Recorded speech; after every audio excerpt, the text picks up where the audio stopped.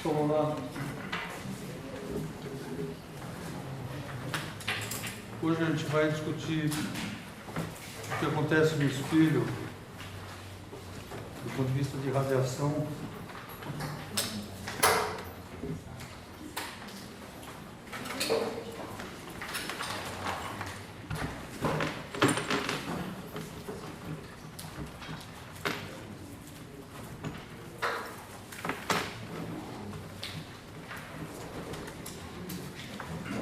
A ideia é a seguinte, para começar, a gente viu que se você acelera uma carga,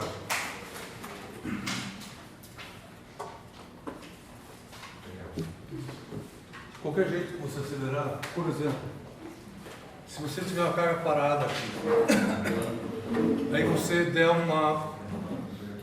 empurrão nessa carga, aí a carga sai daqui, e ela mais tarde vai estar aqui, com uma certa velocidade constante.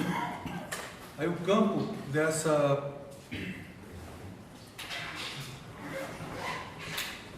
criado por essa carga vai ser uma coisa assim. O evento importante ocorreu aqui, então tem uma bolha de formação. Essa região nova aqui está informada que a carga andou, então o campo dela vai ser assim aqui dentro. E fora, ela ainda não sabe que ela foi empurrada, então o campo é o antigo, que é esse campo eletrostático aqui.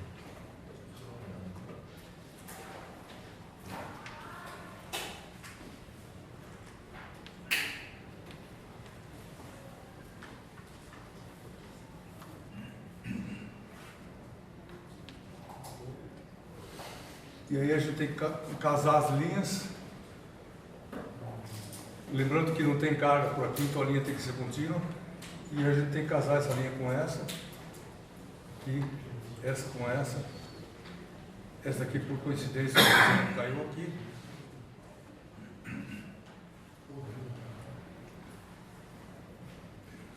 Tudo bem? Agora o problema que a gente quer colocar é o seguinte: o que acontece se tiver medir uma carga, tiver um sistema com várias cargas? Por exemplo, se for um plano carregado e o plano inteirinho acelerado uma vez, o que você vai ter? Você vai ter uma situação dessa, por uma carga para vizinho, para vizinho, para vizinho, e assim por diante. Então, se você tiver muitas cargas, pega 2 ou 3 para começar, assim. Todas elas foram aceleradas juntas, estão amarradas no plano e isso anda junto. O que você vai ter? Você vai ter uma bolha de informação aqui, outra bolha com informação aqui, mais uma aqui, esse concentra aqui. E o que vai acontecer é o seguinte, que essas bolhas superpõem. Se tiver muitas cargas, você vai ter um plano assim, que é o plano de informação. Só tudo bem essa ideia? Então, se você tiver muitas cargas aceleradas assim, a bolha de informação se transforma em 2 regiões assim, e elas andam para cá. Tudo bem isso?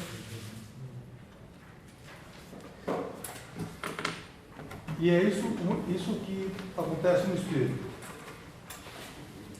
Por quê? Porque você tem uma superfície plana aqui, você joga uma onda que vem daqui, ela pode ser considerada plana incidente. Essa onda faz com que esses elétrons se mexam e isso aqui acelera essas cargas, tudo bem? E essas cargas aceleradas no espelho, assim, irradiam. E elas vão irradiar como? Assim. Okay? Então a gente tem uma situação que chega a onda assim e... Calma, chega a onda assim só e ela é irradiada assim. O que é isso? O que a gente vai fazer é descrever um pouquinho melhor essa situação agora.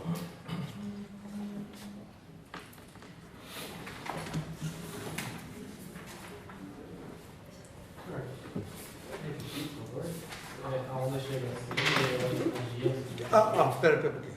Tudo bem, talvez eu tenha atropelado, vou voltar um pouquinho para trás e respondo o que você falou. Então, assim, o que é o espelho, antes de mais nada? Esqueci de falar isso, falei tudo menos o que é o espelho. O que é o espelho? Espelho é qualquer camada muito fina de metal, já é um espelho. Se você pegar um metal polido, por exemplo, você pega uma chapa de metal e faz um polimento muito bom na chapa, ela vai virar um espelho. Mas o espelho desse que a gente tem em casa, como é que ele é feito? Atualmente é feito de um jeito diferente, eles depositam o metal em cima de um plástico. Mas o espelho, sei lá, há 20, 30 anos atrás, como é que você fazia? Fazia o seguinte, você pegava um vidro aqui, colocava assim, punha isso dentro de uma coisa com uma solução de um sal de prata, e aí você jogava alguma coisa aqui, um reagente, e que fazia com que a prata se separasse do sal, reagia com o sal, e a prata cai em cima do espelho. E aí você tem uma camadinha super fina de prata em cima do espelho. Aqui. Do vidro, desculpa. Isso é o espelho. Como isso aqui era uma coisa frágil, aí comercialmente, eles pintavam isso aqui com alguma coisa atrás, simplesmente para fixar melhor a prata no vidro. Tá? Mas o que conta mesmo é o metal. O vidro para que serve? É apenas como suporte mecânico deixar a película de pé. E o jeito disso aqui era, se você fizer uma película bem fininha, você gasta pouco a prata e só o espelho mais barato. Então eles põem o limite da quantidade para que você veja bem. Só isso. Tudo bem? Então, na verdade, assim, o que é o espelho? O espelho, na verdade, é uma película de metal plana. Claro, tem espelho de outras formas, mas o espelho plano é película de metal sobre o vidro. E aí o que acontece? O metal tem elétrons livres. Quando você joga a onda, o que essa onda faz? Ela pega os elétrons do metal e faz assim. Sobre um fundo de íons positivos que ficam parados. Então tem um monte de íons positivos aqui, assim. Esse desenho é mais ou menos em escala, ou seja, a distância entre dois íons é mais ou menos, né, uma escala desse tipo aqui. E aí tem elétrons livres aqui. Você joga a onda, o que acontece? A onda, imagina que o campo elétrico, o que a onda é? É um campo elétrico e um campo magnético. Então, por exemplo, jogou um campo elétrico assim, e se a onda estiver incidindo para cá, o campo magnético tem essa cara. Aqui. Que o vetor de poeta tem que estar para lá. Aí o que o campo elétrico faz? Ele pega e causa uma força sobre o íon. Só que esse íon está grudado nesse, o sistema é muito pesado e praticamente não se mexe. E também vai causar uma força sobre os elétrons livres. Então aqui. E aí esse negócio se mexe.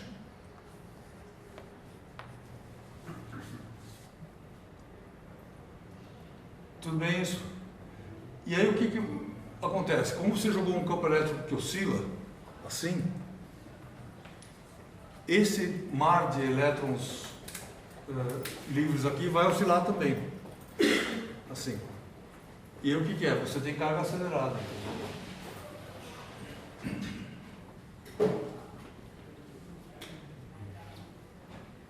Tudo bem a sua pergunta? Tá.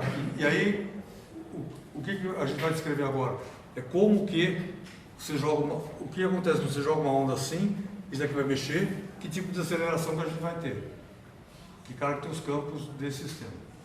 Que é o que a gente vai descrever agora. Pessoal, tudo bem isso aí? Pergunta.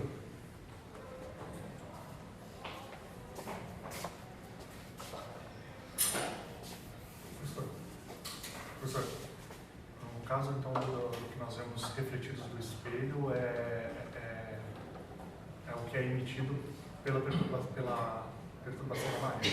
Exatamente. Ou seja, a luz não bate. Ela perturba e o que volta, nós vemos o que volta. Ela provoca uma radiação aqui, e o que você vê é a radiação do espelho. E a radiação é provocada pela luz incidente Tudo bem? Com algumas sutilezas que eu não falei aqui, mas é o seguinte, sei lá, você vê no espelho, você não vê só uma luz, você vê a forma. Tá? Por que isso? Porque a luz que incide no espelho tem frequências diferentes e intensidades diferentes. É uma mistura de coisas. E aí, esse sistema é tal que ele devolve a mesma mistura. Certo? Então, você incidiu vermelho, volta vermelho. Certo? Incidiu amarelo, volta amarelo. Incidiu alguma coisa que tem um contorno escuro, aquele lá não volta. Tá? Então, ele volta exatamente o que você manda. E é por isso que você vê a sua própria imagem lá. Tá? Ou seja, isso daqui é uma máquina de produzir imagens iguais à coisa que incidiu. Não precisa ser metal para ser espelho, certo? Não tenho certeza. Quer dizer, você vai falar o quê? Carbono? Alguma coisa assim, mas tem que ser condutor. O vidro, por exemplo. Oi? O vidro. Não, vidro é outra coisa. E a gente vai discutir isso no fim do curso. Você pega uma madeira, tipo, ela está muito bem polida. Não, tudo bem. Principalmente se for organizado, isso sim. A gente vê o nosso reflexo lá. Mas isso daí não é um espelho nesse sentido aqui, porque a reflexão que você vê no vidro depende muito do ângulo de incidência que você tem aqui. Porque o que acontece é o seguinte, se você jogar um vidro típico, você joga a luz assim, mais ou menos 4% só da luz que volta nessa direção. Certo? Se você jogar a luz assim, essa intensidade muda. Se você jogar assim, pode ser refletida. Volta quer dizer, volta para o mesmo lado. Se você jogar a luz rasante, pode voltar quase 100%. Então o mecanismo que faz com que o vidro seja refletido da luz é um mecanismo diferente desse daqui. Tá? É reflexo, tudo bem. Ele funciona de outro jeito. Serve para água também. Mesma coisa. Ou seja, a reflexão por dielétrico é uma coisa, a reflexão por metal é outra coisa. Normalmente quando a gente fala no espelho, eu estou pensando no metal. Mas mesmo no dielétrico são elétrons respondendo à excitação do campo? Só que eles estão grudados, isso muda substancialmente o tipo de resposta. Ou seja, esse elétron aqui no metal faz onde você quiser. No dielétrico ele está preso, ele faz assim, aqui. Só isso que ele pode fazer. Tá? Isso muda substancialmente a resposta do material. Isso aqui é o fim do curso. Só mais pergunta? Professor, por que a gente tem a impressão de que as superfícies metálicas, tipo a maçaneta ali, por que a gente tem a impressão de que elas têm essa cor metálica, tipo essa cor meio cinza, meio prateado, se ela está devolvendo a luz que incide sobre ela? E tipo, se eu presto atenção, eu consigo ver as coisas que estão sendo refletidas nas superfícies metálicas. Você não consegue? Consigo. Consegue, tudo bem. Mas mesmo assim, se eu não presto atenção nos detalhes, que se eu olho a maçaneta meio que como um todo, eu tenho a impressão de que ela é cinza, prateada, dessa cor metálica, assim.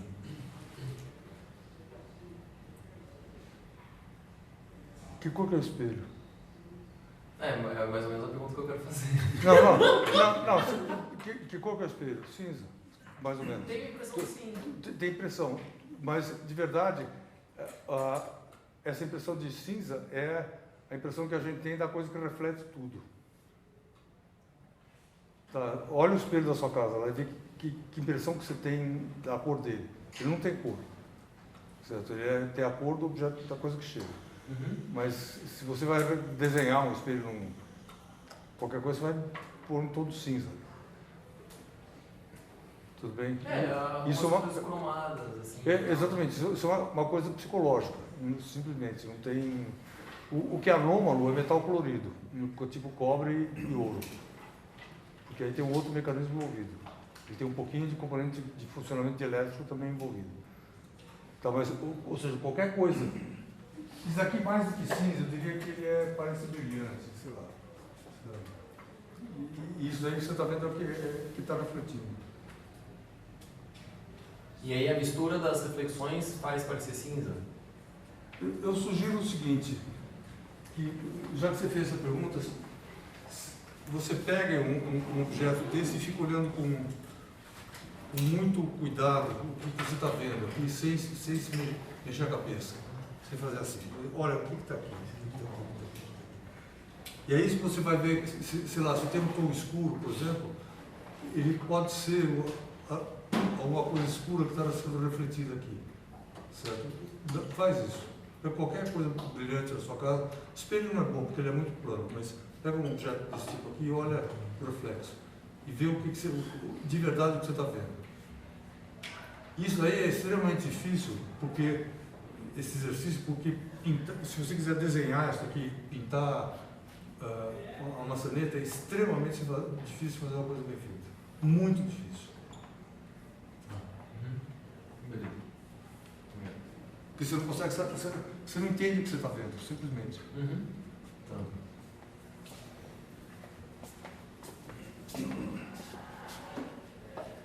E ao contrário, de vez em quando tem pintor que dominou isso daí, o cara faz questão de colocar um negócio brilhante, eu sei. Tá.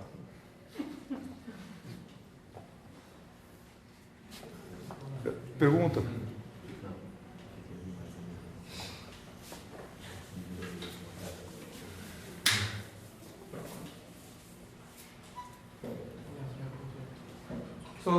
Esse mais reflexo de pintura, é o seguinte, eu acho que tem o quadro do Rembrandt, que ele tem um famoso capacete dourado dele, mas tem um quadro que ele pintou o reflexo numa armadura preta. E é absurdo o que o cara pintou, assim. Sabe, é um ato de virtuosismo. O cara, sou capaz de fazer qualquer coisa. E aí você olha e você vê que o negócio é preto e reflete, como as coisas pretas refletem, tipo grafite e tal. Então é coisa de louco, mas o cara é bom.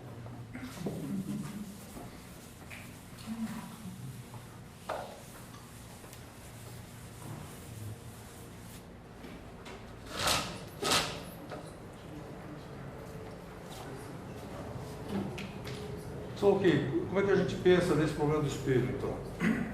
A gente vai pensar do seguinte jeito. Você vai ter uma onda, o espelho está aqui.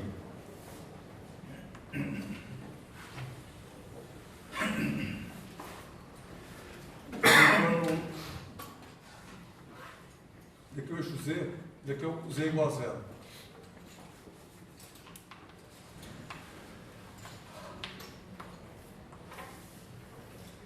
E aí a gente vai supor que tem uma onda monocromática incidindo, isso aqui é o eixo Y. E o X, portanto, está assim. E aí tem uma onda incidindo assim.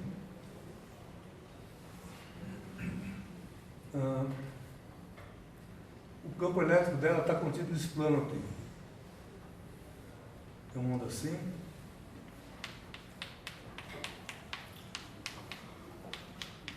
E o campo B está perpendicular aqui. Então, a onda incidente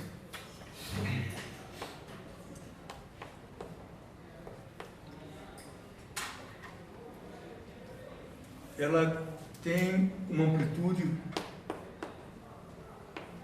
que vou chamar de 0i, cosseno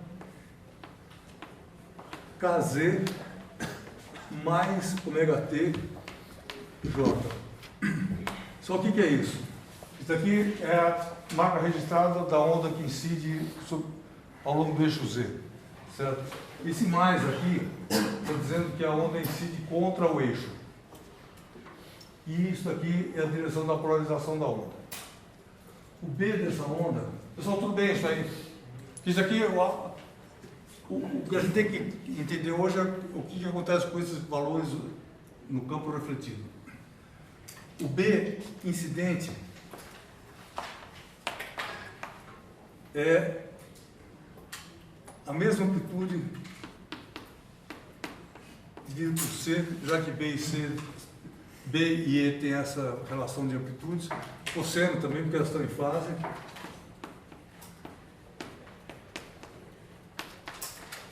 E a única coisa que muda aqui é que isso aqui está na direção I. Então o B está assim, nesse plano. O que essa onda faz sobre o espelho? Sobre os elétrons livres do espelho. Então, você tem o espelho aqui, você tem o elétron livre lá dentro, e você vai ter um campo elétrico assim, aqui, que sobre o plano Z igual a zero, esse campo elétrico é dado por I igual E0I cosseno de ômega t simplesmente, na direção J.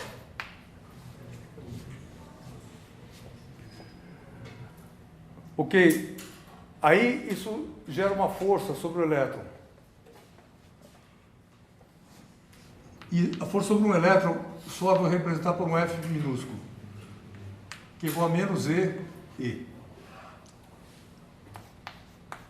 incidente.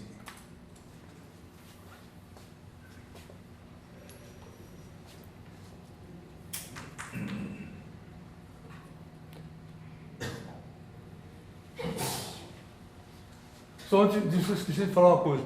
Aonde que essa equação aqui vale aqui em cima? Tudo bem? Qual é a equação que vale aqui embaixo?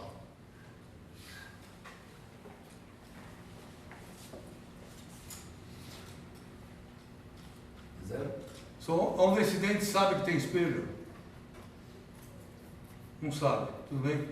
Então, a mesma equação vale em cima e embaixo, ou seja, daqui vale para Z positivo e Z negativo. A mesma equação vale dos dois lados. Sim, isso é o campo da onda incidente. E fala. Desculpa, eu não entendi. Estou dizendo o que é uma onda incidente? Uma onda que vai para lá. Se tem espelho ou não tem espelho, para a onda de incidente, tanto faz. Da transmissão em espelho? Qual é o problema? Ou seja, onda incidente é uma onda que anda assim. Certo? E pergunta, existe um lugar aqui onde eu possa colocar uma informação sobre a existência do espelho? Nessa equação? Não tem. Então, por isso, ela passa reto. Tudo bem? Oi. Isso não quer dizer Z positivo e Z negativo, quer dizer que dentro do espelho também a equação vai estar valendo em todo lugar. Exatamente, só que, tudo bem, esse espelho da aula de hoje é um espelho ideal. Ele vai ser muito fininho e, além disso, vamos supor que os elétrons não têm massa, o que é razoável para a maioria das frequências. A massa do elétron a gente vai considerar mais tarde no curso e aí a gente vê o que acontece. E ela é importante quando? Importante para frequências altas. Sim. Então, por quê? Porque o que a massa do elétron faz? Ela atrasa a resposta. O que é isso? E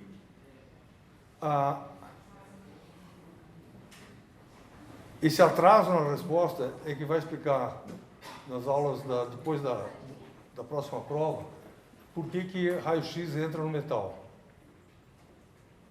Só por que raio-x entra no metal? Porque quando você joga raio-x aqui, você vai ver o raio-x refletido? Não.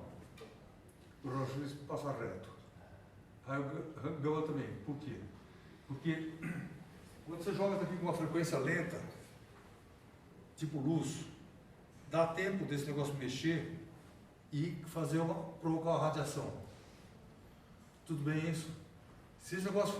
Agora imagina que o elétron seja muito pesado. Você joga campo, ele provoca uma força. Agora a força mexe o elétron.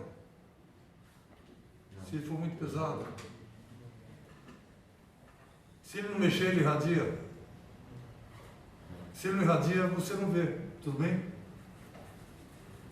O que é isso? Então, o que você vê é a radiação de volta. Então, se o elétron, na verdade, quando você olha no espelho, você está vendo que o elétron lá do espelho se mexeu. É isso que você está vendo. Se o elétron parar de se mexer, você não vê mais a sua imagem. Tudo bem isso? Pode ser que você tenha virado um vampiro, mas tudo bem. Quando você explicou o funcionamento daquelas plaquinhas polarizadoras, Sim. a onda perdia energia mexendo o elétron na placa. Não, ali ela perdia pouca, a placa era transparente para o elétron que podia se mexer. Que não podia se mexer. Uhum. Que não podia se mexer. Uhum. Tá certo, ela perdia energia para o elétron que se mexer, tá certo. Sim. Então, por que isso é diferente desse caso? E aí você diz que a onda não está, que a onda está assim do outro lado, se Porque nesse caso não estava. lá aquilo lá é equivalente a pegar um negócio com resistência grande, ou seja, um condutor ruim.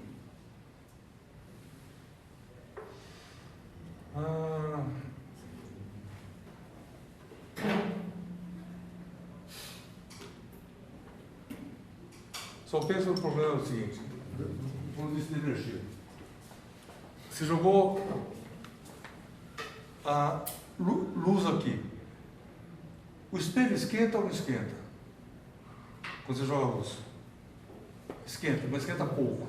Tudo bem? Quando você põe o metal no sol, não pensa mais no espelho fino, assim, pensa no metal mais grosso. Que aí a luz entra lá dentro. Bastante. O metal esquenta. Por que ele esquenta?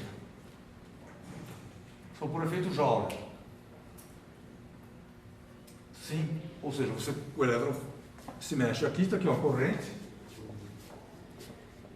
E, à medida que ele faz isso aqui, ele dissipa energia. Sim. Se você olhar a sua imagem no grafite, que é um condutor, mas é um condutor bem pior que metal, o que você vê? Você vê a imagem bem atenuada. Por quê? Porque o grafite absorve muita luz, não reflete. Tudo bem isso? Então, refletir ou não refletir tem a ver com a qualidade do metal que está aqui. E se você pegar um bom condutor, a dissipação por efeito Joule é pequena. Isso é a condição para que a luz volte.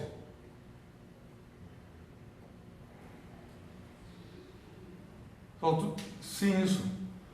Por quê? Porque qual é o fluxo de energia? Você está jogando energia assim, você pode jogar energia assim e voltar a 30%. O resto virou calor. O que significa? Você vai ver uma imagem mais fraca. Tudo bem? Oi. Nesse caso ideal, o elétron não tem massa, mas a gente sabe que ele tem. Isso influencia na frequência da onda refletida? Não. Isso influencia no fato que se você jogar uma frequência mais alta, ele não reflete mais. Tem uma transição de qualidade nesse problema. Ou seja, esse metal perfeito aqui, ele reflete raio-x também. A gente está pensando principalmente em luz hoje, mas esse metal perfeito vai refletir raio-x, raio gama, vai refletir qualquer coisa. O metal de verdade não reflete. E aí a diferença está que não reflete porque ele tem massa. Mas a frequência e o comprimento de onda da radiação que chega é a mesma da onda que chega, é a mesma da onda que é refletida. Quando reflete, o pessoal pergunta dele. Aí pergunta assim, será que o espelho poderia mudar a cor de alguma coisa?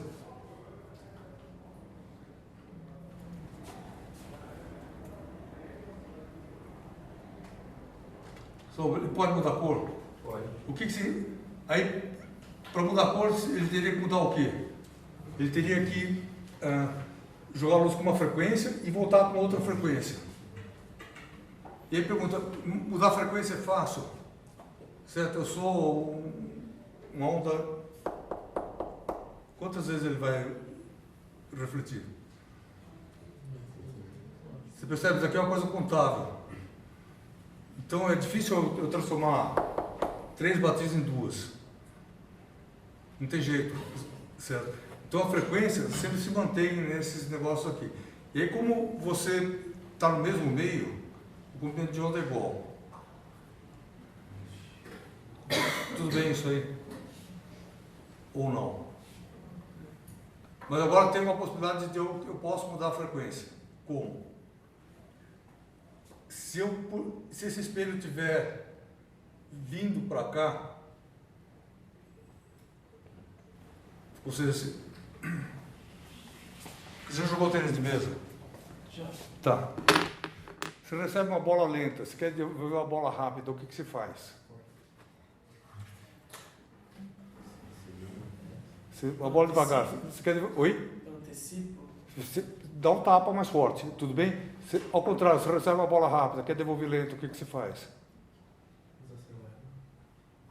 Amortece a bola indo na mesma direção. Tudo bem isso? Isso significa o quê? Que esse movimento aqui, ele pode mudar o momento da resposta. Isso significa que esse movimento aqui ele pode mudar também a energia da... Isso aqui é uma espécie de efeito Doppler. Ele pode mudar a energia do que volta. Tá, então isso é possível. Certo? Se esse negócio se mexer. Isso aqui é tudo problema complicado, tal, mas assim, qualitativamente isso pode.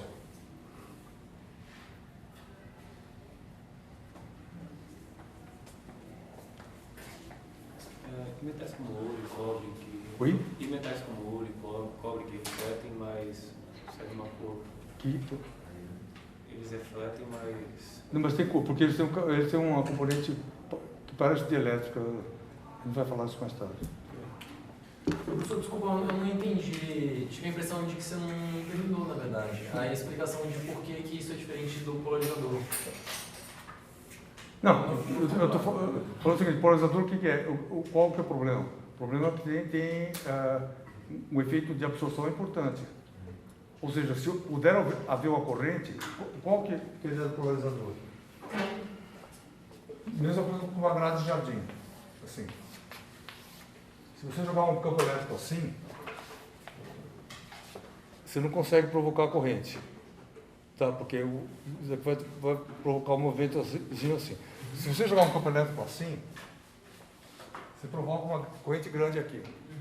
E aí você tem efeito Joule. Tá? Tá. E aí aqui não está tendo efeito Joule? Não, nunca tem, você tem pouco. Tá.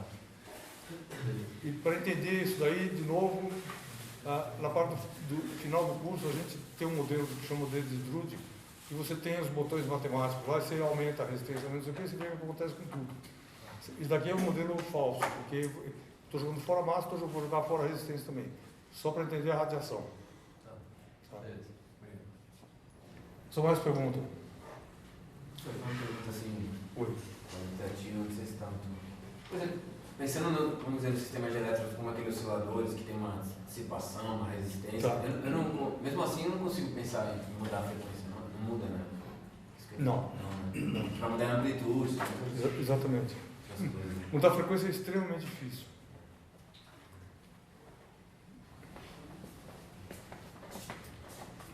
Inclusive por isso, quer dizer, você pega transformador de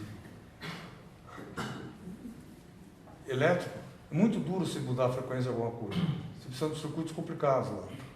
Certo? Então, isso é sempre duro. Dá para fazer, mas custa energeticamente caro você fazer. Só ok, vamos lá. Então, a gente estava dizendo que esse campo elétrico da onda incidente, ele causa uma força sobre o elétron livre, causa força sobre o íon também, mas o íon não vou me preocupar com ele, porque ele não se mexe. Esse daqui se mexe e então ele daqui vai dar origem ao movimento. Só que essa daqui é a força incidente.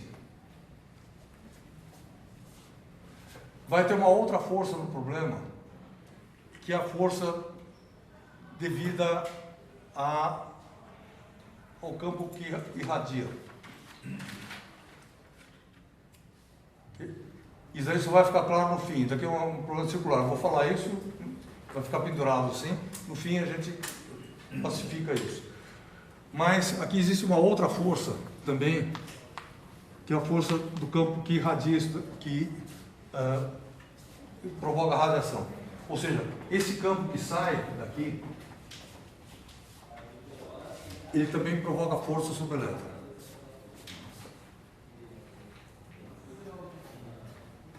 Mesmo considerando um elétron só?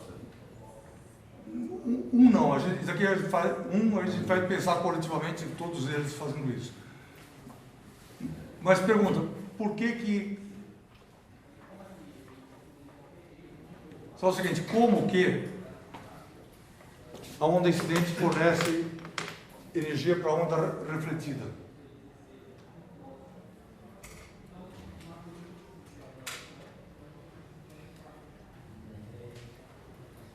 Só qual é a pergunta? A pergunta é a seguinte: é possível a onda incidente fornecer energia para a onda refletida direto? Só onda pega o campo, pega a metade do campo. É isso? Só não dá, tudo bem? Sim, não existe mecanismo de transferência de energia desse negócio aqui para outra onda. Então, qual é o mecanismo disponível? Esse da corrente. Você vai, a onda incidente vai fornecer energia a esse elétron e esse elétron aqui vai fornecer energia para a onda refletida. Tudo bem isso? Se há uma troca de energia das duas ondas aqui, significa que as duas ondas causam força aqui, nesse ponto.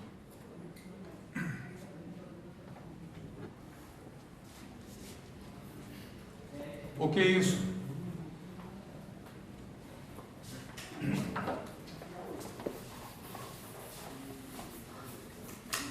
Então, aí se escreve a lei de Newton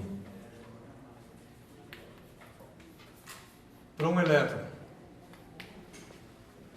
E aí tem a força incidente mais a força refletida e menos uma força viscosa, que é a força que dá origem à resistência elétrica. Isso aqui, contrário ao movimento. Oi. Campo magnético.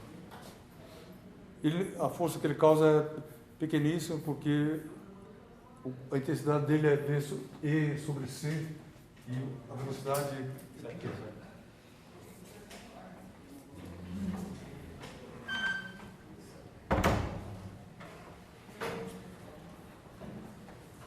Só o que significa a aproximação da massa do elétron C0? Significa que essas forças são, isso aqui igual a zero.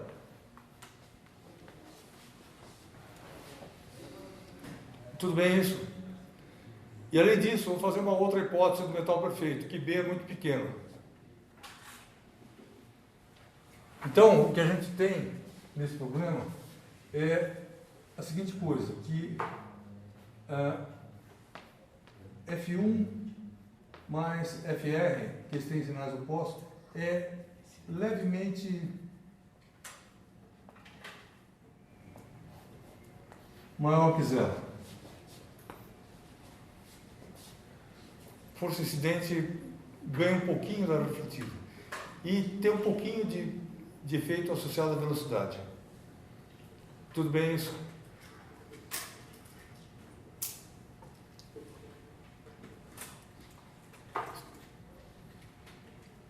E agora, conclusão disso. Conclusão é o seguinte, que se a força incidente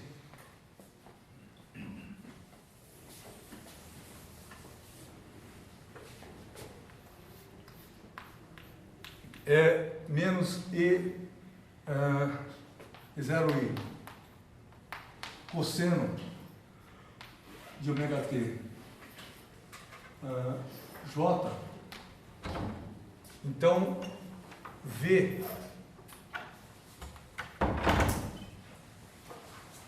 é alguma coisa com essa cara aqui.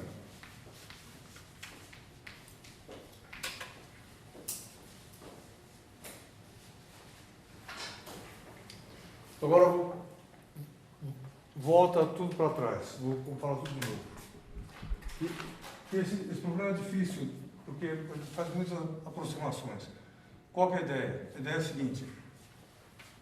Estou repetindo tudo até chegar lá.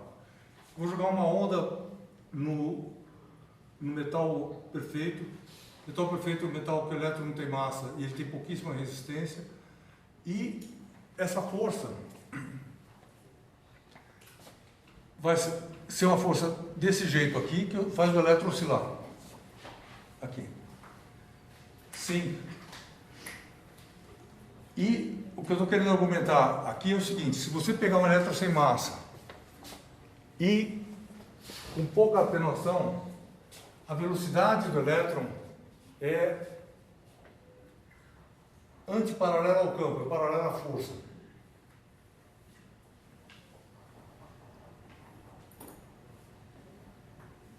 Não. É porque a força é contrária ao campo, né? Oi? É porque a força é sentido contrário ao campo. Não, a força é contrária ao campo e Ah, o que eu pego um sistema leve para oscilar, o que eu faço? Se eu pegar o sistema para cá, ele vem para cá. Aí eu paro, ele vem para cá. É isso que eu estou dizendo. Ele vem para cá. E vem para cá.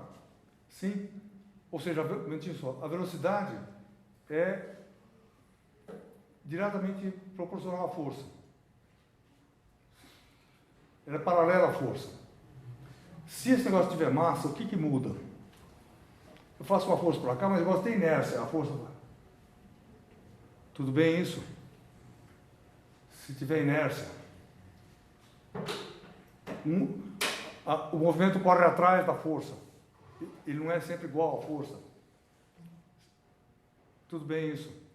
Isso é oscilador forçado. Tá? Oscilador forçado sem massa, a coisa anda junto com a força externa, porque ele é leve. Só isso está sendo dito aqui. Espera um pouquinho só, por favor. Tudo bem? Então, esse resultado aqui, simplesmente, depois de toda essa argumentação aqui, ela simplesmente está dizendo isso, que o elétron anda junto com o campo. Na hora que o campo muda, o elétron vai atrás junto, porque ele não tem inércia. Se ele tivesse, a força, ele continuaria o movimento e a força teria mudado. Sim. Tem uma relação entre V0 e E0i? V0i? E0i? Tem, só que para obter essa, eu teria que resolver uma equação diferencial que eu não quero fazer aqui. A gente faz mais tarde no curso.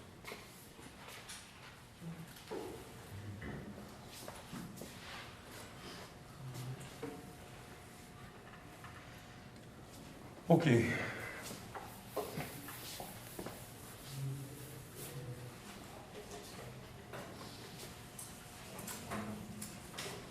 Então, uma coisa importante para a gente aqui é que aqui você tem um V0, um V igual menos V0 cosseno de ômega t, J. Esse V0 eu vou determinar mais tarde esse tamanho dele aqui.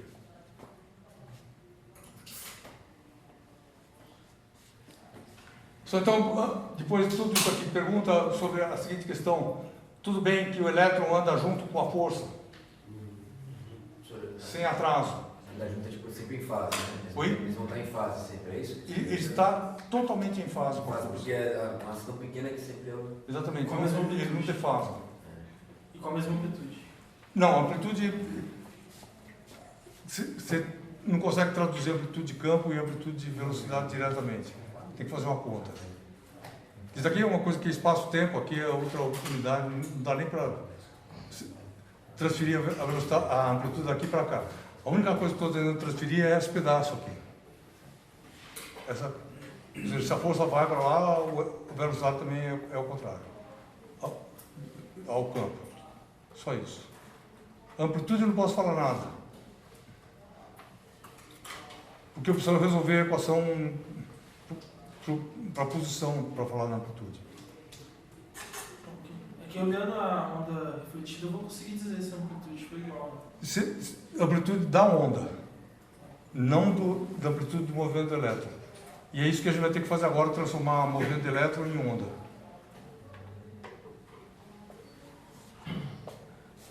Só assim, que Próximo problema, então.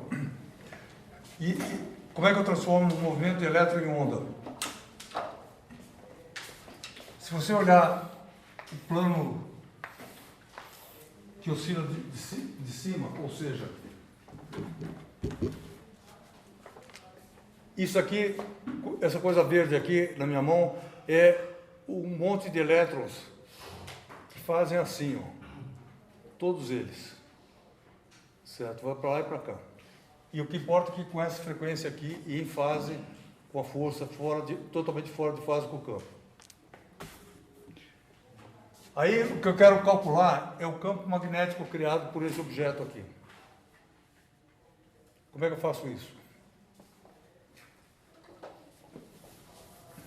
Esse é o mesmo problema que a gente encontrou na linha de transmissão. Você tem um monte de elétrons fazendo assim, assim, assim, assim. Como é que você calcula o campo magnético? Vai ter que usar a lei de Ampère.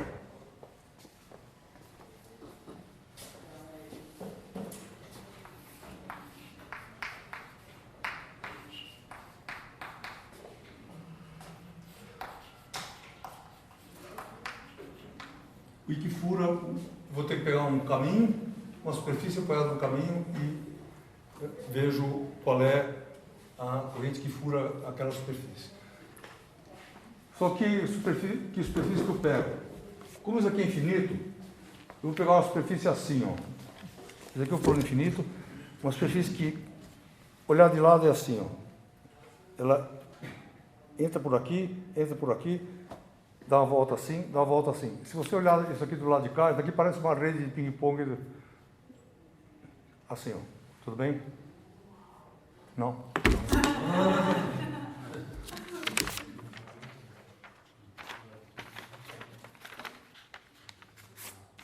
Então, o caminho é a periferia desse papel, tudo bem? E eu vou enfiar essa folha dentro do meu plano, que já que ela é matemática, eu posso fazer isso. Vai ficar uma coisa assim. Se você olhar de lado, é assim. E o caminho é só a periferia. Tudo bem isso? Olhar de lado é assim. E o gradiente considera um ultimato? Ui? Por que o gradiente está considerando uma parte da equação, aquela do μ0, ε0?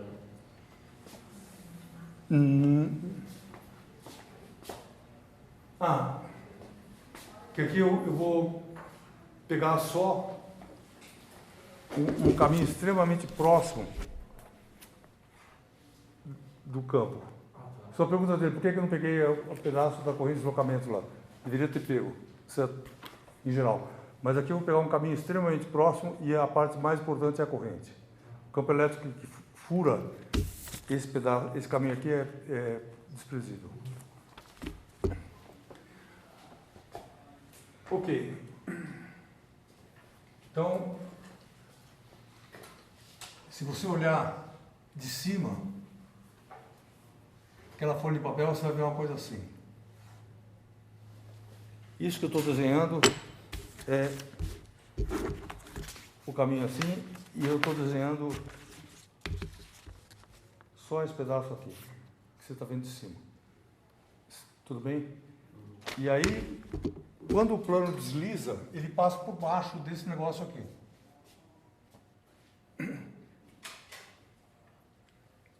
E aí eu quero achar o B. Onde que vai estar B aqui? Vamos lá. O plano fazendo assim. Isso aqui é carregado negativamente. Então, portanto, quando o plano está indo para cá, a corrente é para cá. Sim, aí você pega a regra da mão direita e você vai ter um B que entra por aqui, faz assim, dá a volta assim. Tudo bem isso? Se você olhar de frente, o I saindo para você, regra da mão direita, você vai ter um B paralelo aqui, paralelo aqui. Talvez valha a pena desenhar diferente também. Então eu vou desenhar. Esse aqui é o plano visto de frente. Velocidade dele saindo assim. E o caminho é isso daqui. Eu vou pegar o caminho orientado desse jeito aqui. que nesse desenho corresponde a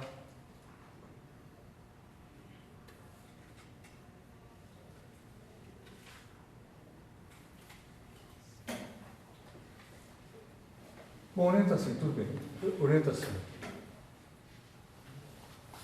Diz assim.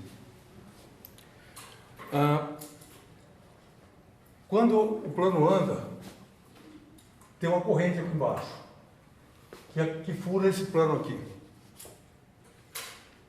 Pergunta, qual é essa corrente? Raciocínio de sempre. A gente pega, chama isso daqui de VDT. E a carga, chama de A, esse pedaço aqui, a carga que fura esse caminho aqui. A carga, no instante de t, a carga vai estar contida aqui. Então, dq é igual a sigma, que é a densidade de carga, v dta. Portanto, o I, que entra naquela conta lá, é sigma AV.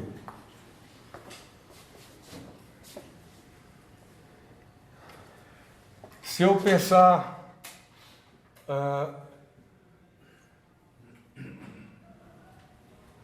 que esse V representa um monte de elétrons andando assim, eu escolhi de maneira infeliz o caminho, mas deixo lá.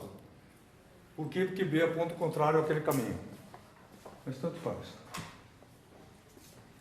B vai ser uma linha assim, aqui, e assim aqui.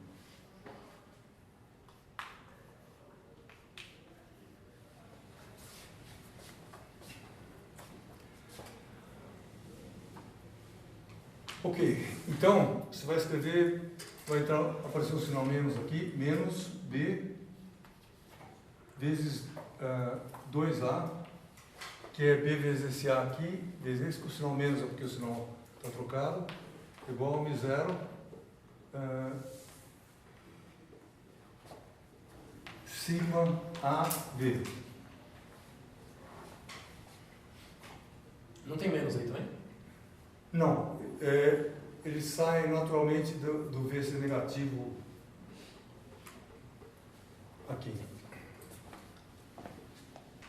Não, mas quero dizer que a orientação do eixo normal à superfície está no sentido, está antiparalelo à corrente, né?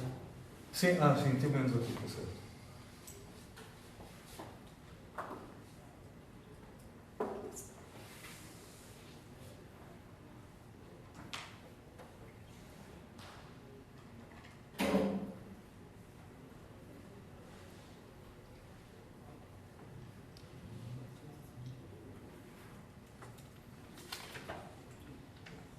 Isso aqui é negativo.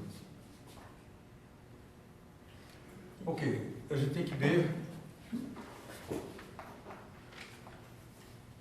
igual a μ0 sigma V sobre 2A.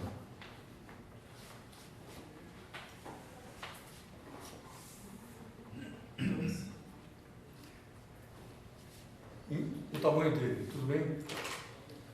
Não é sobre 2. Oi? Não é sobre 2.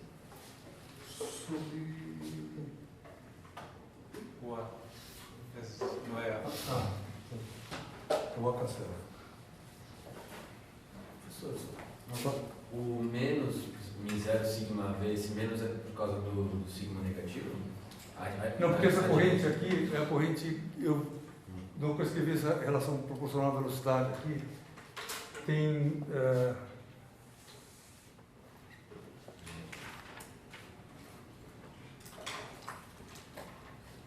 Você tem a velocidade dos elétrons que andam para cá. Isso aqui é um número negativo. Tá. Tá. Esse problema. Aí você considera tipo o sigma positivo e faz menos ele? Exatamente. Mas tanto faz nesse problema pelo seguinte, porque a gente está interessado mais na parte qualitativa dessa coisa aqui, que é a seguinte. Nesse problema, que se eu tiver a corrente para cá, eu tenho um B assim, ó.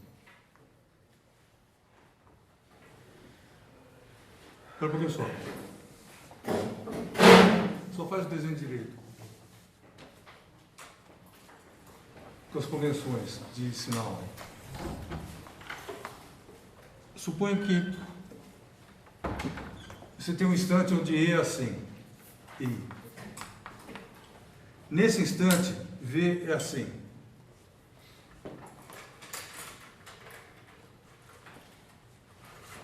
Tudo bem? Porque V é contra o campo. Aí, corrente. Para cá. Significa que B do lado de cima é assim e B do lado de baixo é assim.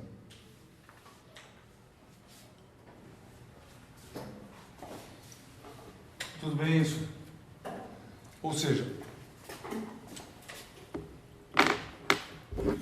quando esse negócio se mexe aqui, ele gera um B com uma carga negativa. Quando isso aqui vai para cá, corrente para cá. E aí gera um B assim. Quando a gente tem a situação do desenho, que esse negócio está indo para cá, a corrente para cá, e aí o campo magnético faz assim. Tudo bem isso? E é isso que é a coisa que interessa aqui agora.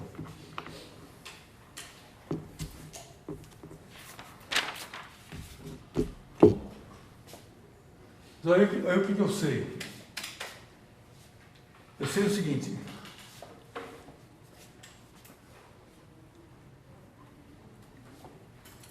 Só que campo que é esse aqui? Da onda refletida? Só da onda refletida, da radiação, digamos, melhor. É o campo da radiação? Sim. Por quê? Porque eu estou falando, você tem esse movimento aqui que gerou esse B. Tudo bem isso? Só que cara que tem o E dessa onda irradiada. Que é uma outra pergunta. Fiz aqui, põe aqui, ó. E incidente.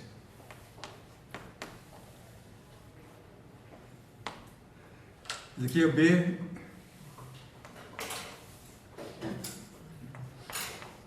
BR. Só para onde que a onda irradiada vai? Para cá e para cá. Tudo bem?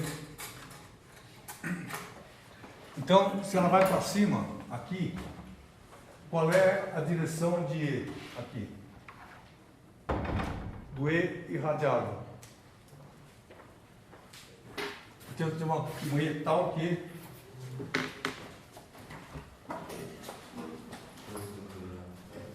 se ele for assim, eu tenho E vetor B para baixo. Se ele estiver aqui, contando assim, eu tenho E vetor B para cima, tudo bem? Então, o E do lado de cá está assim.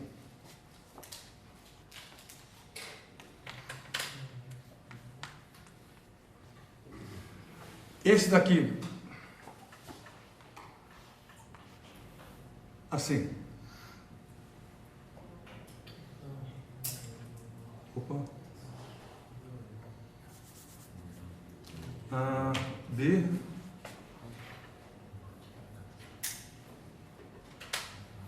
E vetor B. Ele tem que estar para cá.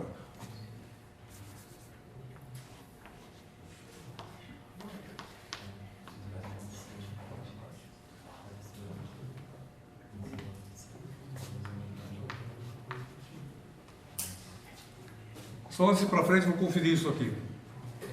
E vetor B para baixo e aqui E vetor B para cima. Tudo bem? Acho que está certo. Tudo bem isso? Pergunta. Você pode Pergunta desenhar? pessoal. Oi. O V não muda sentido.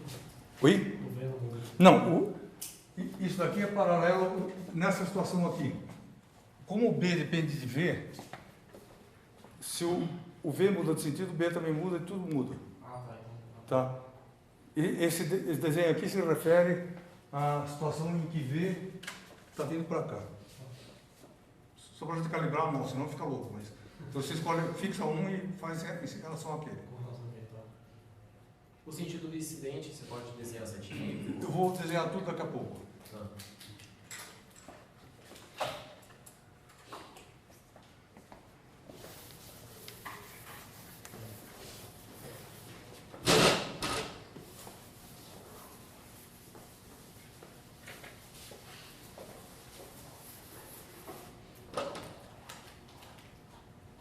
Então vamos lá.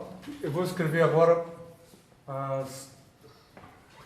quero escrever a equação desse campo em todo o espaço aqui, em todo o espaço aqui. Esse cara tem E refletido na região Z positivo. Ou seja, para cá. Fala. Eu não entendi como você deduziu que o B para cima é assim.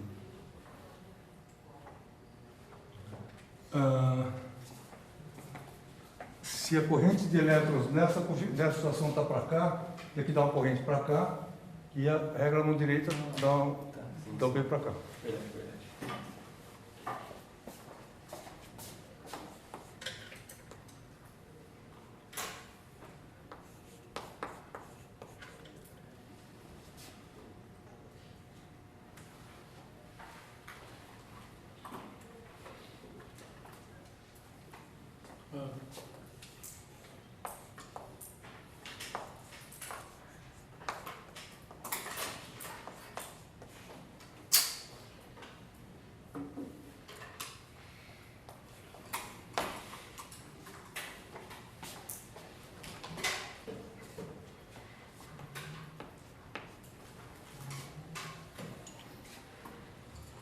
Só o campo elétrico vai para cima.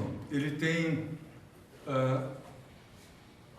esse argumento aqui, porque ele aponta para lá.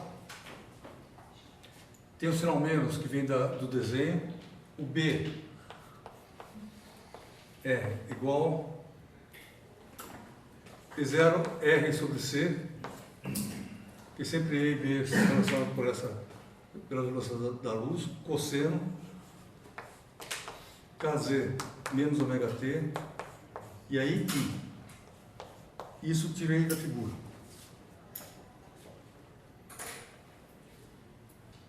Sim. Isso, como é que eu escrevi essa expressão? Eu escrevi a expressão de uma onda que se propaga, impondo que nesse ponto Z igual a zero, ela tem essa cara.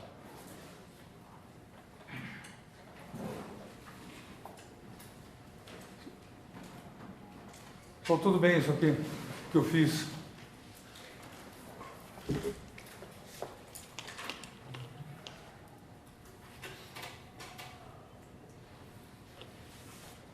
Pessoal, um comentário sobre essa aula, que é o seguinte. O problema dessa aula aqui, essa aula você não pode fazer todas as contas do problema, porque a coisa é complicada. Então, ela é uma aula baseada em alguns argumentos, de modo que a gente possa construir a visão do mundo associada. Tudo bem? Isso que é a coisa mais importante. Então, dá um pulo aqui, e a gente vai levando. Porque tratar essa radiação aqui é difícil desse jeito, matematicamente. Dá para fazer, mas é mais difícil. Então, no momento, a gente não tem condição de fazer isso. Então, a gente apenas usa os argumentos. E é por isso que essa aula é cheia de trancos. Argumento. Mas, como que eu cheguei nessa expressão aqui? Que é uma expressão importante. Pensando o seguinte, que essa coisa vai oscilar, e uma vez que ela oscila, eu tenho os campos magnéticos que ela cria. Nesse ponto, tudo bem? Se eu souber o campo magnético e a direção de propagação, para cima e para cá, para baixo e para cá, eu sei o campo elétrico, a direção dele. O módulo do campo elétrico é dado por isso aqui. Eu apaguei isso aqui que eu tinha calculado, vou recuperar daqui a pouco. Z negativo. E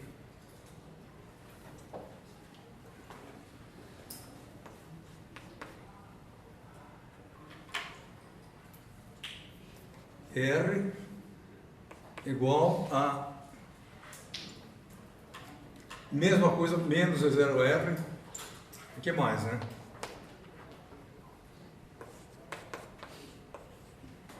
Cosseno KZ, agora mais ômega T. J. Só porque mais ômega T? Porque ele está indo para baixo. Finalmente o B refletido, B irradiado.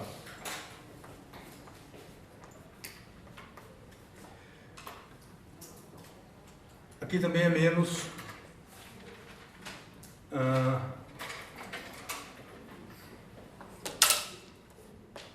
E0R, cosseno KZ mais ômega T na direção I. Sim. Não devia ser uma inversão de paridade entre Z positivo e Z negativo? Oi? Não devia inverter a paridade do campo elétrico? O quê? Porque o irradiado é ímpar e o refletido é par. A função. E Pela imagem ali. oi? Sim, mas eu estou perguntando, isso aqui discorda do que o... Isso é par, não é? Não sei, mas essa discussão, qual é... Assim, ela ajuda a gente...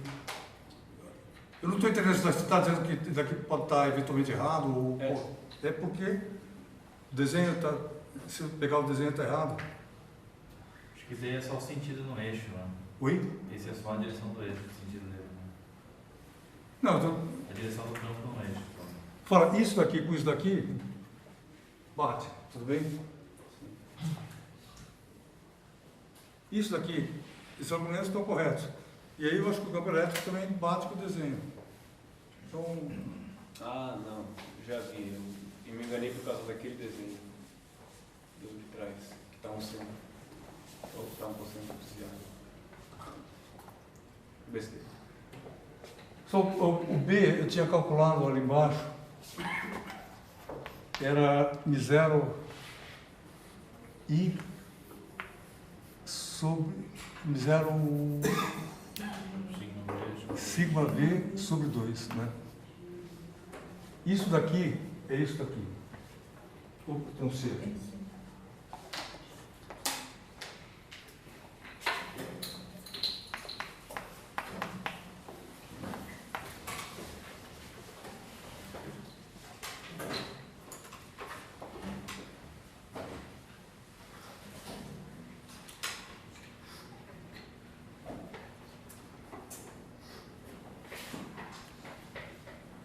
Só pergunta, tudo bem essa expressão aqui? Ok. O que falta para terminar o problema? O dado do problema é isso aqui, o campo incidente. Pergunta, o que eu não sei aqui? Eu não sei a amplitude do campo irradiado. Como é que eu calculo essa amplitude? Se eu fizesse a conta inteira, isso daí sairia da minha conta, mas, de novo, vou ter que usar um argumento. Qual é o argumento? É que esse espelho é um espelho perfeito, portanto, toda energia que chega é energia que sai. Isso daí quer dizer o quê? Simplesmente quer dizer que E0R é igual a 0I. E0I. E desse jeito que essa onda aqui tem a mesma energia que essa onda aqui. Só tudo bem isso? Calcula o vetor de Poynting incidente.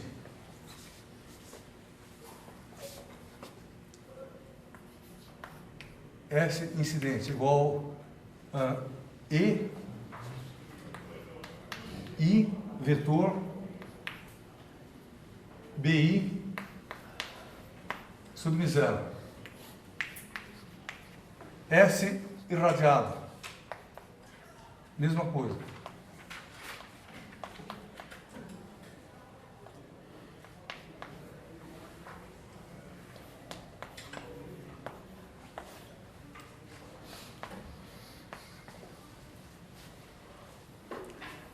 Só qual é a condição de o espelho não absorver energia? Que toda energia que incide aqui, assim, sai assim. O único jeito é que essas coisas sejam iguais, em módulo. Só muda a direção. Uma está entrando, outra está saindo. Tudo bem isso? E aí, portanto, isso aqui faz com que eu tenha essa condição aqui. Oi. Na hora que você falou o argumento, antes de concluir, eu pensei que então teria que ser metade da energia voltando e metade da energia, tipo, o que irradia, metade irradia para cima e a outra metade irradia para baixo.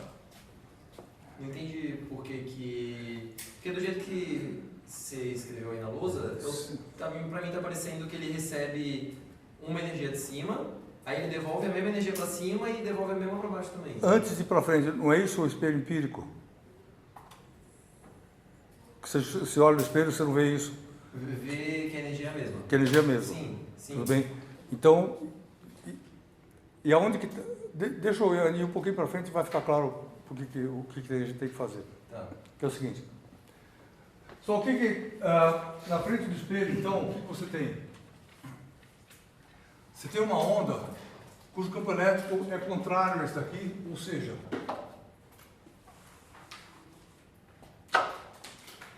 dizer isso um pouco melhor.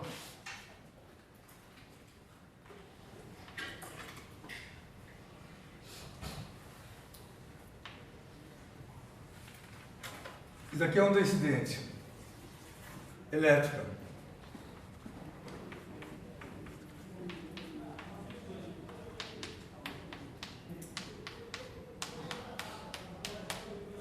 Qual é a onda refletida elétrica? Ela tem o sinal oposto a essa. Tudo bem? Isso que conta. Então o desenho vai ser o oposto.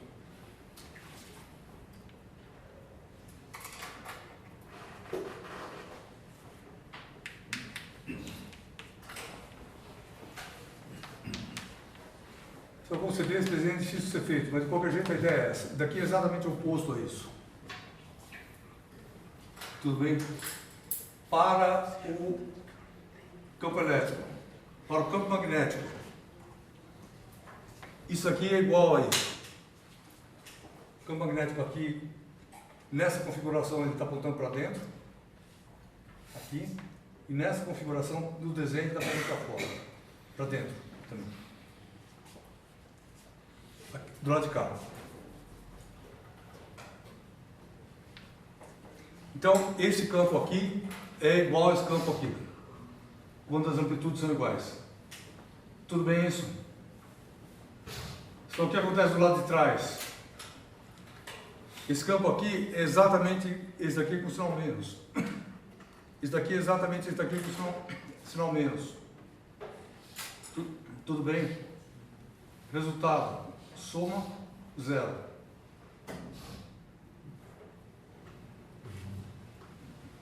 Ou seja, a onda irradiada para trás, somado a onda incidente, se anula. E é por isso que é novelado atrás do espelho. E a sua pergunta do vetor de Point é o seguinte: a gente não... Quando a gente calcula o vetor de Point, a gente calcula o campo resultante e depois o vetor de Point. A gente não pode calcular as contribuições individuais do vetor de Point. Então você calcula, isso aqui dá zero, e aí sim você calcula o campo resultante e aí dá zero.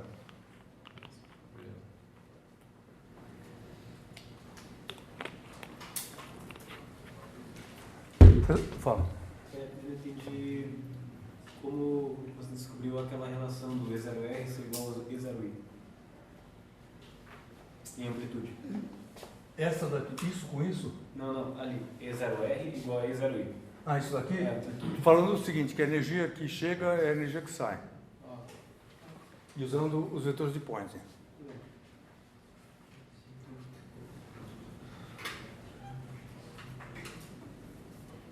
Oi. Tá, então agora, pensando nesse complemento do argumento, de que você tem que somar os campos e depois fazer o vetor de point. Então, o vetor da onda refletida não vai ser também a soma da incidente da refletida? É porque aqui eu tenho uma... Você pode pensar assim também, mas aqui como eu tenho coisas em direções diferentes, daí fica... não dá alguma coisa... um problema do que dá para trás. Certo? Você tem uma onda assim, aí tem sentido você considerar individualmente. Oi. A resultante para cima, Oi? a resultante para Z maior que zero vai ser estacionária? A resultante é estacionária. Obrigado. Pessoal, passando a linha com o espelho, ainda tem mais um pedaço importante aqui para discutir hoje. É o seguinte. Qual que é a física desse problema? Que ela é feita, como eu falei, meio aos trancos, porque a gente não consegue discutir toda a matemática aqui. Então, um pouco de conta, um pouco de argumento. Você tem uma onda incidente, que é jogada no espelho assim, aqui. Aí, o que acontece no espelho? A onda incidente provoca o movimento dos elétrons no espelho. Esse movimento provoca uma radiação nas duas direções. Sim. Aí como é que a gente calcula ou estima a cara dessa radiação? Do seguinte jeito. Eu sei que o movimento dessas cargas aqui vai criar um campo magnético com essa cara. Então a primeira coisa que eu calculo é o campo magnético. Uma vez que eu calculei o campo magnético, eu chuto, que foi o que eu fiz, a cara do campo elétrico, sabendo que uma onda vai para cá e a outra onda vai para lá. E isso daqui me leva a esse conjunto de sinais aqui, que é a coisa importante. Nesse ponto da conta, a gente estava com essas expressões. Para eu poder comparar exatamente isso aqui com isso, que é o que eu quero fazer, por exemplo, eu preciso saber a relação entre as amplitudes. A relação entre as amplitudes é tirada da conservação de energia. Ou seja, eu jogo a energia aqui, falo que não tem energia no espelho acumulada, ele não esquenta, o espelho perfeito, e é toda a energia jogada para fora. Isso significa que a intensidade do campo incidente é igual à intensidade do campo refletido. E com isso eu determino univocamente a resposta. Sim. E aí o que é a resposta? Essa onda aqui vale dos dois lados.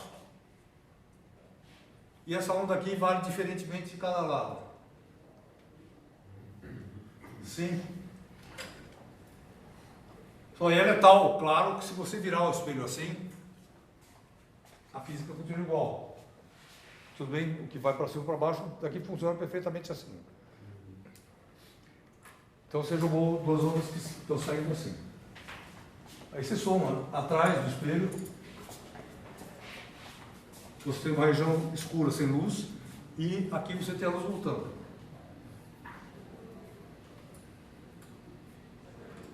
Então tudo bem isso?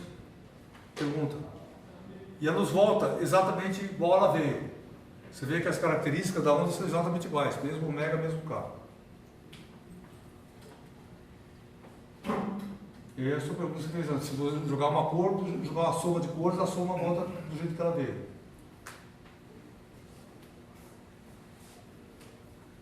Pergunta nisso.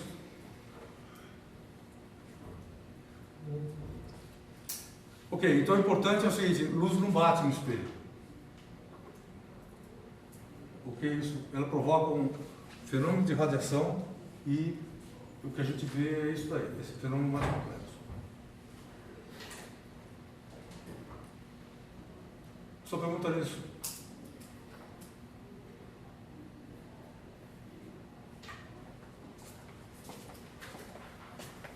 Professor, eu tenho uma pergunta. Os campos magnéticos antes do espelho, Antes que veio em cima aqui. zero positivo, isso. Tá. Eles não se cancelam, mas os elétricos sim, né? Não, pessoal? Então não estacionário. Cara, cancelando estacionário, cancelando estacionário. Tem um problema que é o seguinte, não é óbvio se se cancela ou não cancela, porque está somando isso daqui e a expulsão, e aqui tem o menos, aqui tem o mais aqui. É isso que o seu colega falou, daqui dá mal estacionário. Então cancela aqui, não cancela ali, mas depende do lugar que você está falando. Beleza. Tá? Agora, aqui embaixo não. É mais. Aqui embaixo é mais, então vai cancela mesmo, independente do ponto que você considera. Só ali o bem incidente não é o menos então que está ali. É um tracinho que parece. Não, bem incidente, não, aqui? Parece um. Não, mas aqui é igual. Do lado do E0. Não, isso aqui é o meu dedo que encostou lá e apagou um pedaço sem querer.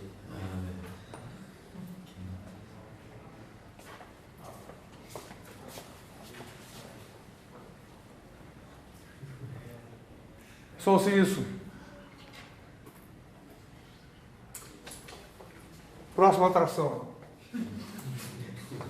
Agora olha o espelho de frente.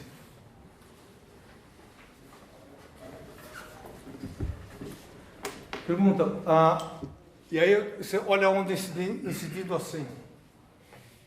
Daqui vale para espelho ou para qualquer outro material. E vetor B, desde para cá, né? Aqui estou olhando a onda de costa, ela vai incidindo dessa maneira sobre o metal. Aí, o que acontece? Você pega um elétron livre aqui,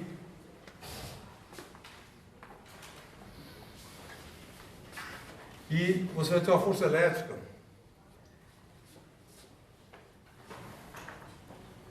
que é a força verde, assim.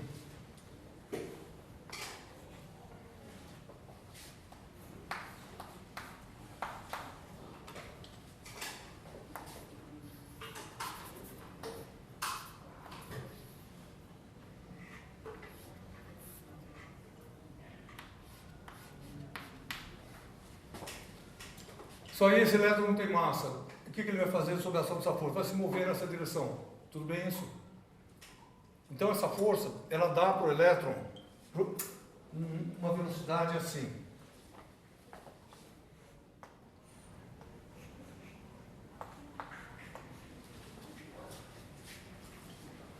Ok? Pergunta, tem um campo magnético aqui? Tem. Que cara que tem V vetor B? Desculpa interromper de novo, professor, mas não é para baixo a velocidade? Oi? Não é tudo, não é invertido, a força e a velocidade? É invertido, desculpa. Obrigado. A força está errada já, né?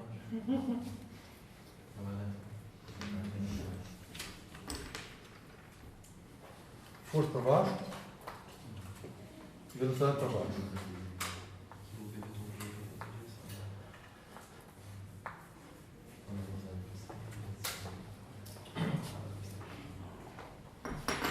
Então agora você tem um V assim, um V para baixo, certo? V vetor B para fora. Tudo bem isso?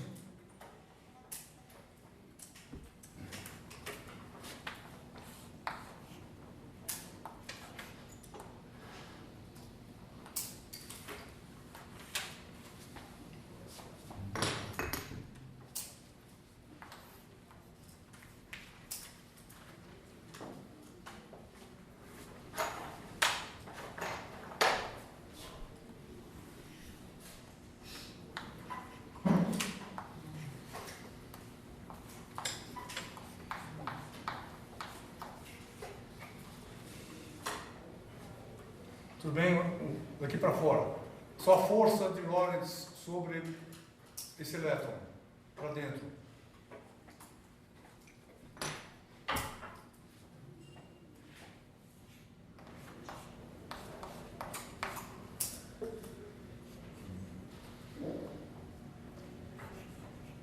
Força de origem magnética.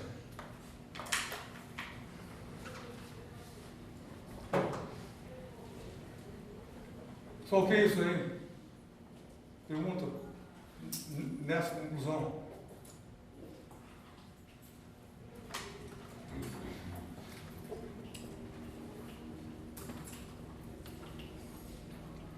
Que a onda empurra o elétron para dentro. Se você pegar outra fase, isso aqui mudou, o resto não muda e você tem a mesma força. Energia para dentro. Só moral da história. A onda empurra o espelho, tudo bem? O que é isso? Tem uma força que a onda causa sobre o espelho. Se você esperar algum tempo, o que acontece com essa, o que essa força faz? Pergunta antes disso, essa força muda de sentido.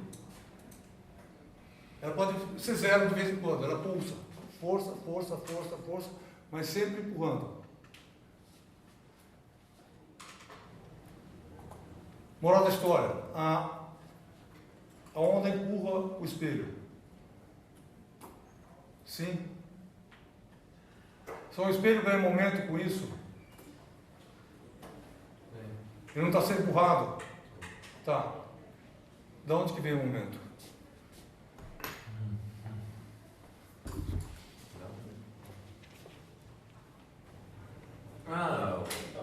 Da onda que volta menos a onda que...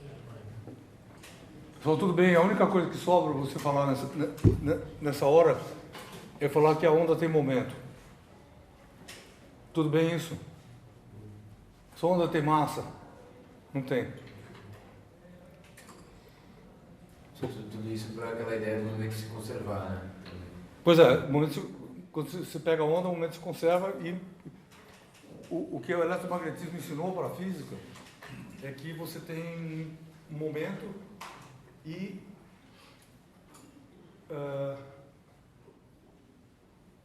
não tem massa, mas o momento se conserva. Sim? Então a onda tem momento. Pergunta onde que está o momento da onda?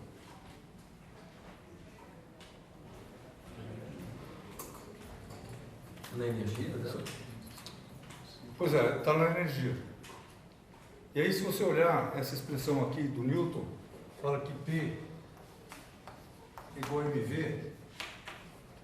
E se você ler o livro do Newton, logo no começo, ele fala assim: você tem uma certa quantidade de movimento, ele não chama de movimento, chama quantidade de movimento. Se você fizer duas massas e uma velocidade, ou duas velocidades e uma massa, o resultado é igual. Tudo bem? O que ele está querendo dizer é o seguinte: você pega, multiplica isso aqui por 2 ou multiplica isso aqui por 2 é a mesma coisa. Sim.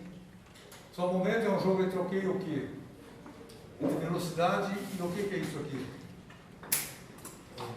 Você pode falar massa, mas uma pergunta conceitualmente: o que isso aqui representa? Só inércia. Tudo bem isso? Então, o que o eletromagnetismo mostra é o seguinte: que ainda que não existe uma massa na onda, ela tem inércia.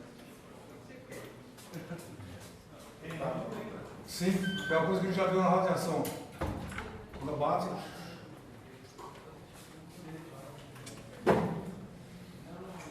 O que é isso?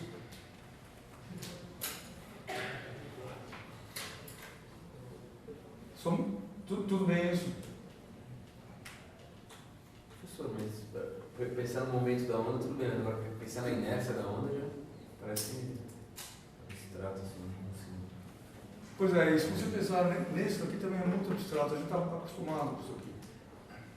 Mas essa inércia parece que é uma resistência à aceleração. Pois é. Agora a aceleração da onda. Então, tudo bem, você não acelera a onda. É. Você não acelera? Mas é deslocamento. Só você acelera a onda. Você põe uma massa aqui, onde acaba fazendo um movimento assim. Tá? Significa que se acelera. Você não dá velocidade, o C é igual, mas ela curva. Tudo bem isso? No caso da produção da radiação. Isso. Oi? Quando produz a radiação, você está falando? Não, estou falando, pega um campo gravitacional forte, aqui, uma massa, e a luz anda em meia curva. Significa que ela é acelerada. O módulo da velocidade não é constante assim.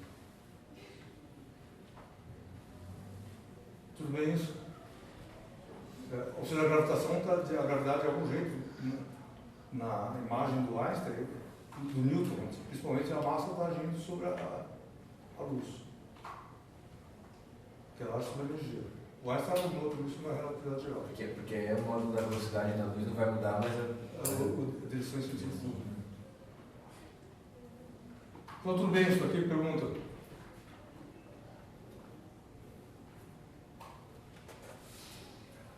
Ok. Então, o último comentário que é o seguinte. Esse pedaço do curso aqui termina a discussão mais abstrata de eletromagnetismo. E a gente vai entrar agora em coisas mais materiais. Vai discutir como é que campo interage com matéria. Que vai numa direção menos da gente olhar a grande teoria, mais de olhar aplicações práticas super importantes, que também é muito importante no conhecimento. Tudo bem? Então, isso aqui é o momento do comentário do eletromagnetismo. E eu queria terminar esse pedaço aqui falando o seguinte. Então, se você pega mecânica clássica,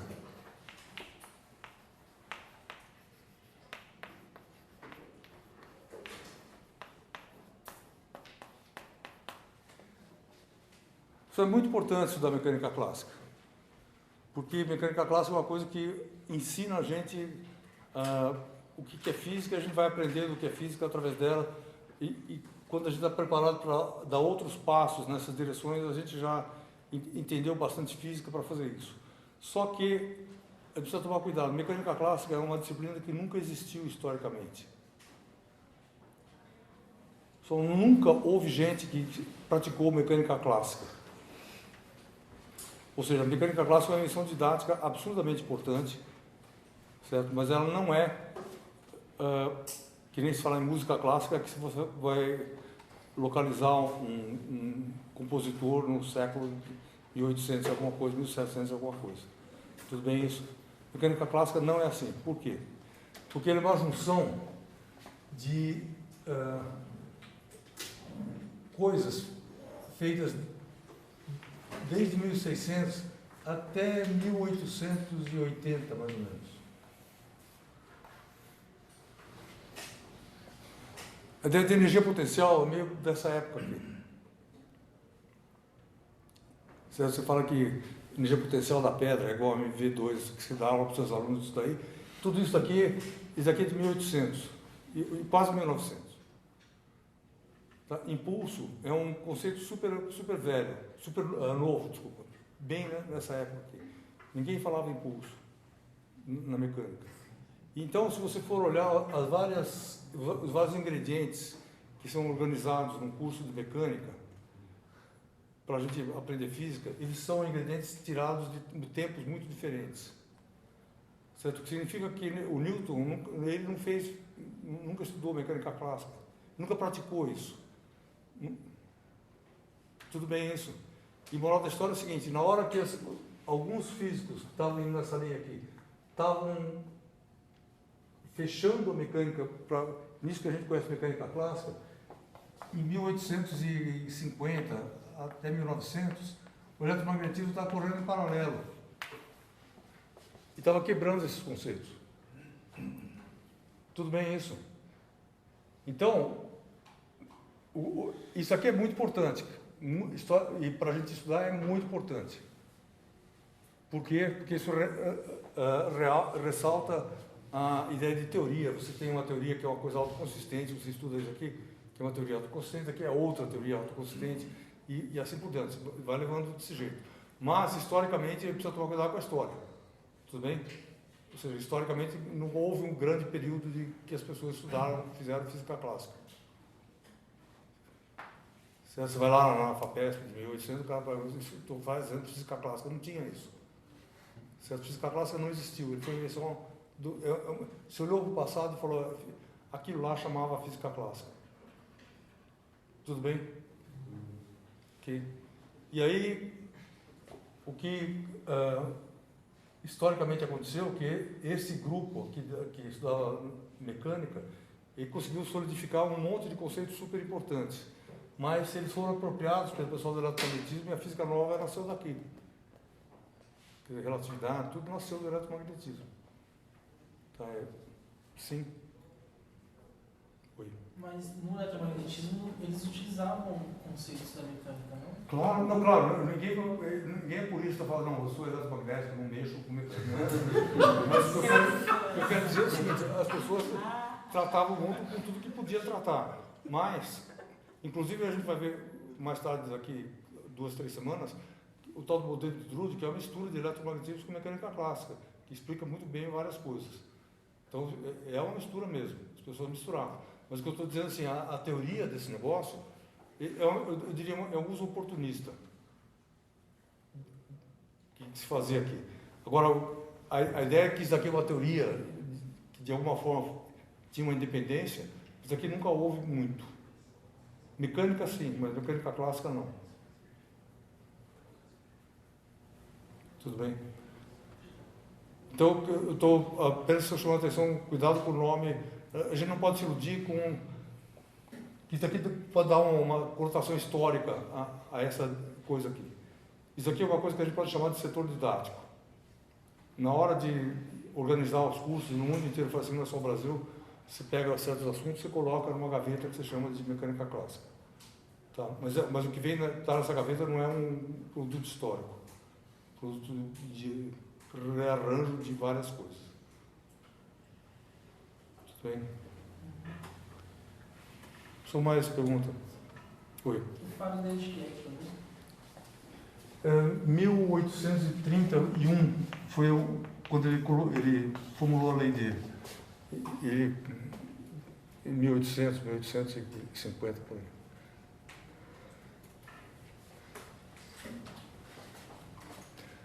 Quer dizer, quando eu coloquei essa data, estou colocando o eletromagnetismo, ele também, de novo, está aqui uma história que se estende. Eletromagnetismo, se você quiser ser mais razoável, é tudo nos anos 1800 e alguma coisa. O Coulomb veio um pouquinho antes, uns caras um pouquinho antes, mas o grosso da coisa pegou fogo ali.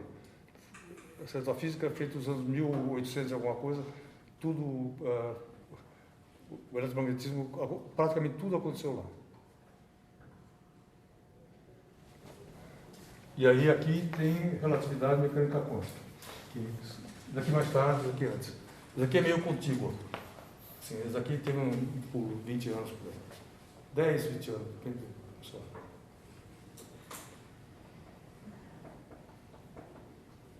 Tudo bem?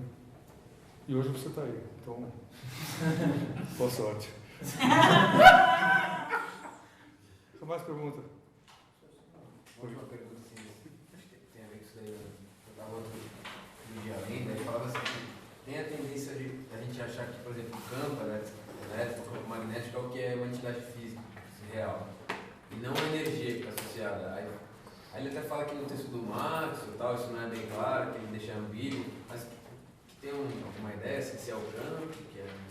Essa questão sobre o que é real...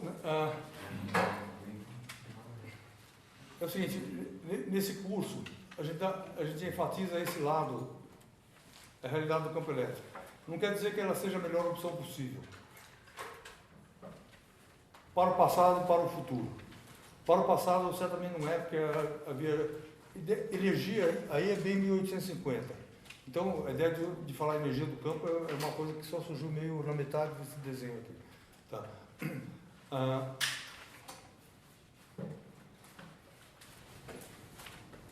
Hoje em dia tem outras formulações do eletromagnetismo, inclusive uma delas mais popular é a tal do uso do potencial vetor. E as pessoas não pensam em que o campo elétrico e magnético são campos reais. Tá? moral da história é o seguinte, está certo, o que está certo? Assim, o que você quiser. Então, é um problema que você tem que ter crítica, ter sensações, e aí você gosta mais de um e outro.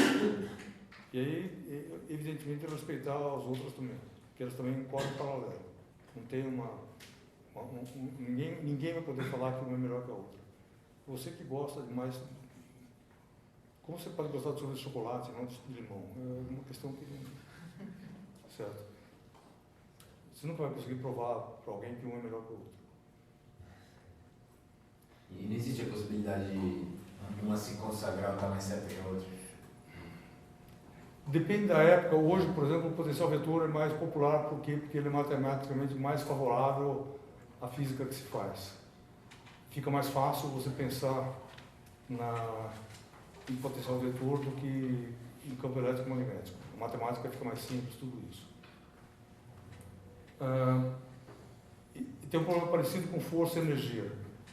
O Newton enfatizava muito a força, mas as pessoas que fazem física hoje enfatizam muito mais a energia.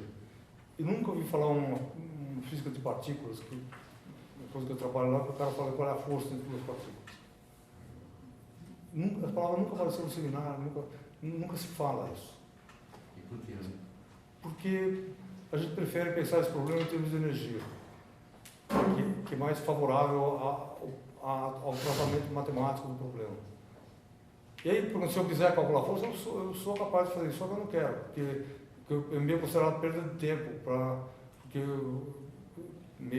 a gente se convenceu que aquela coisa é mais eficiente. Mas pode mudar? Pode. Isso que é a história. E aí está errado, essa coisa não está errado. Mas ela se mostrou menos prática na física de hoje. Isso.